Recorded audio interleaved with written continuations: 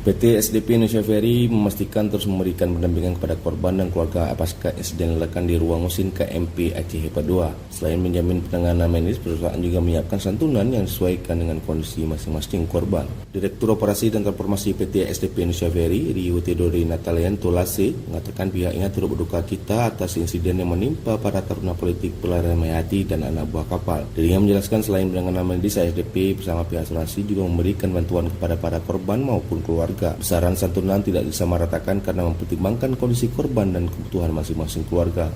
Menurut Rio, bantuan yang diberikan tidak hanya berupa santunan tetapi juga dukungan terhadap kebutuhan keluarga selama mendampingi korban menjalani perawatan seperti biaya konsumsi, penginapan hingga kebutuhan lainnya.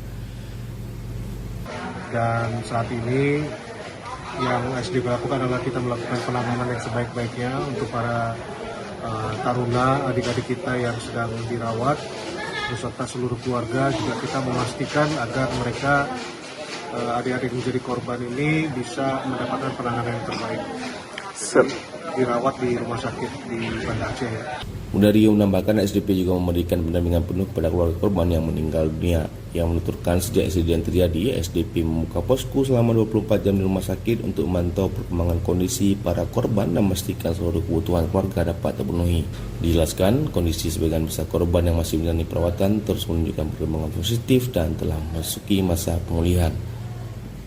Pastinya kita akan memberikan support mulai dari perawatan, kemudian sampai dengan acara pemakaman, dan selanjutnya kita sediakan santunan yang sangat baik. Dan ini yang merupakan bukti bahwa kita sama-sama merasakan duka cita yang mendalam atas kepergian. Selain memastikan pendampingan terhadap korban dan keluarga, SDP juga menyatakan mendukung penuh proses penyelidikan yang dilakukan aparat penegak hukum serta melakukan evaluasi terhadap aspek keselamatan operasional sebagai bagian dari upaya meningkatkan keamanan layanan penyeberangan. Dalam insiden ledakan KMP Aceh Hebat 2 yang terjadi di Pelabuhan Uleli, Banda Aceh, sebanyak 15 orang menjadi korban, terdiri atas 14 taruna Politeknik Pelarian Mayati dan seorang anak buah kapal. Hingga kini 4 taruna dinyatakan meninggal dunia, sementara korban lainnya masih menjalani proses pemulihan.